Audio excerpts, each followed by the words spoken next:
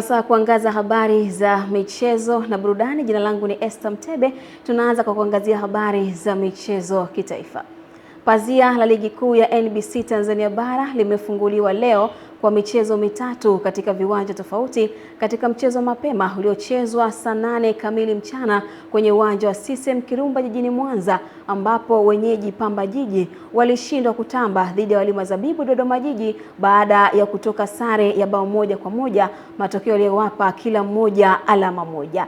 Kesho Jumamosi Agosti 15, burudani itaendelea kwa michezo mitatu. Saa 10 kamili jioni Polisi Tanzania itakuwa mwenyeji wa Azam FC kwenye uwanja wa Sheikh Amiri Abeid. Saa 12:30 Coastal Union itapambana na Mashujaa kwenye uwanja wa CCM Mkwakwani, kabla ya Namungo kukutana na Yanga saa 3 kamili usiku kwenye uwanja wa Majaliwa. Macho ya mashabiki sasa yanaelekezwa kwenye viwanja hivyo, huku kila timu ikisaka mwanzo mzuri wa msimu katika mbio za kuwania ubingwa na nafasi za juu kwenye msimamo huo wa ligi kuu Tanzania Bara.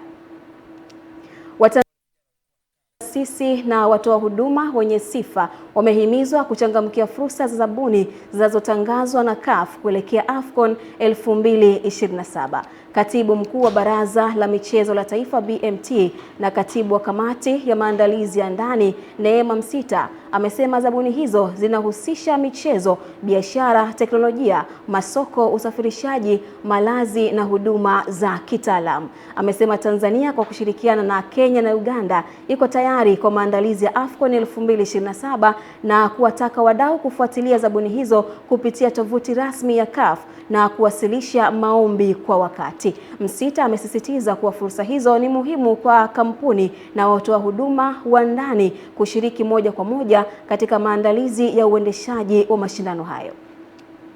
Tunapenda kujulisha umma wote wa Tanzania kwamba Shirikisho la Mpira wa Miguu barani Afrika CAF katika kuelekea kwenye utekelezaji wa jukumu lake la kuendesha shindano hilo kwa kushirikiana na Tanzania, Kenya na Uganda, imetangaza zabuni kadhaa katika website yao, ambazo zabuni hizo ziko huru kwa mtu yoyote kuweza kuomba nafasi ya kufanya kazi na CAF. Hii itasaidia kuwanufaisha wao wenyewe katika kupata manufaa ya kifedha, lakini pia katika kuwajengea uwezo na kuendelea kujiimarisha kiuchumi.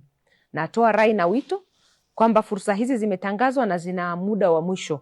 Zipo ambazo zinaanza kuisha kuanzia Septemba 2 na zingine zinaendelea mbele. Kwa hiyo naomba niwashauri na niwasihi Watanzania wote, makampuni, wadau, watu binafsi waweze kujitokeza kwa wingi, watembelee website ya CAF ili waweze kuhakikisha kwamba wanaziona fursa hizo na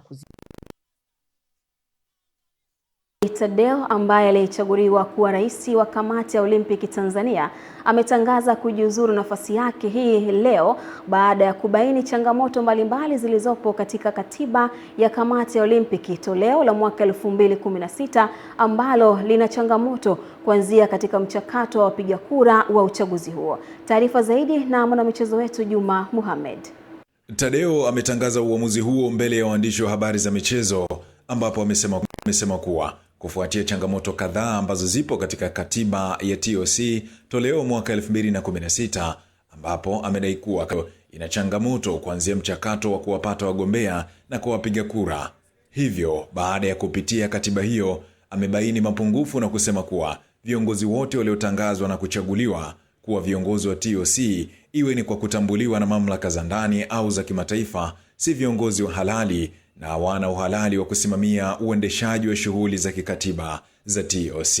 Kwa kuzingatia maelezo hayo hapo juu, nimeshawishika kuamini kuwa uchaguzi ulifanyika kinyume na masharti ya ibara ya 9 ya katiba ya TOC. Kwa bahati mbaya sina hakika tena kama uchaguzi wote unaowashirikisha zaidi ya nusu wapiga kura wasio halali kama viongozi wanaendelea nao kuwa halali au inakuwaje. Hata hivyo, kutokana na mtazamo wangu na maelezo hayo hapo juu, mtazamo wa jumla ni kama ifuatavyo. Viongozi wote waliochaguliwa tarehe 5 mwezi wa 7 26 si viongozi halali kutokana na kuchaguliwa nje ya masharti ya ibara ya 9 ya katiba ya TOC. Kama watakuwa na mtazamo kama wa kwangu, sababu tatizo jingine ni kwamba wanaweza wakasema hivyo unavyoliangalia wewe sivyo. Kwa hiyo wao wakiwa na mtazamo kama wa kwangu, na wao watasema okay ndivyo. Kama ni tofauti, na wao wataelezea hoja zao. Nimejivua kabisa na ndio sababu nimeamua kutangaza public. Juma Mohamed, Channel 10. Kozi ya ukocha Diploma D ya CAF iliyoandaliwa na chama cha mpira wa miguu wilaya ya Temeke TEFA imeendelea kushika kasi, huku viongozi wa TEFA na washiriki wa kozi hiyo ya siku 12 wakieleza umuhimu wake kwa soka la Temeke sambamba na kuelekea mashindano ya AFCON 2027. Wakizungumza na waandishi wa habari za michezo, uongozi wa TEFA kupitia kwa kamati yake tendaji pamoja na washiriki wa kozi hiyo, ambapo wengi wao ni nyota wa zamani wa vilabu vikubwa, wameeleza faida zake kwa ukuaji wa soka la vijana, huku wakipongeza TEFA kuandaa kozi hiyo.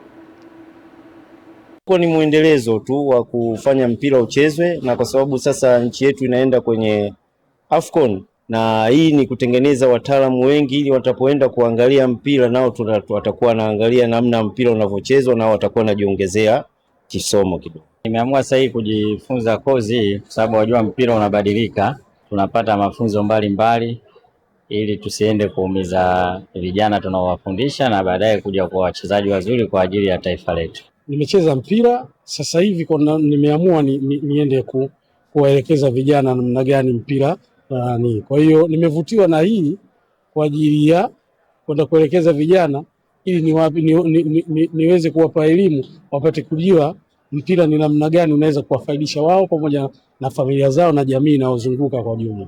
Mimi nauzungumzia kwamba umefanya kitu kizuri kwa sababu asilimia kubwa watu wa Temeke tu kwa kitu hakipo. Kwa hiyo uongozi huu unafanya hivi vitu viwepo vya kawaida, na sisi ambao watu wa Temeke tufaidike na watu ambao nje ya Temeke wafaidike. Na taarifa hiyo ya TEFA inaweka utuo kwenye habari za michezo kitaifa, na sasa tukaangaze kwa yale ambayo yamejiri kwa upande wa habari za michezo kimataifa. Habari za michezo kimataifa, tuanze na taarifa ya tanzia. Bondia Prichard Colon ambaye alipata jeraha kubwa la ubongo wakati wa pambano la mwaka 2015 amefariki dunia akiwa na umri wa miaka 33. Taarifa ya kifo chake imethibitishwa na baba yake mzazi Richard kupitia mitandao ya kijamii. Colon alianguka na kupoteza fahamu katika chumba chake cha kubadilishia nguo baada ya pambano dhidi ya Terrell Williams, ambapo alilalamika kupigwa mara kwa mara nyuma ya kichwa chake.